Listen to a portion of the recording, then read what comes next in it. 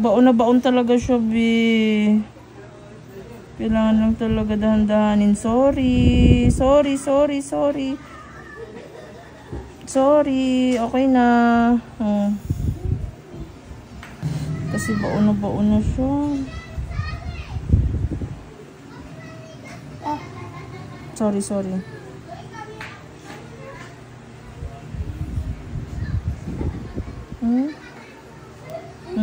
Diba?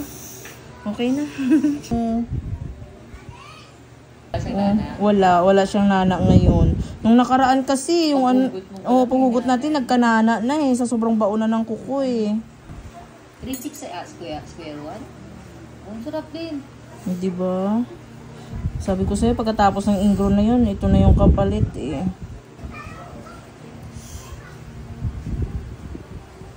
Skin specialist. Ay, ingro specialist.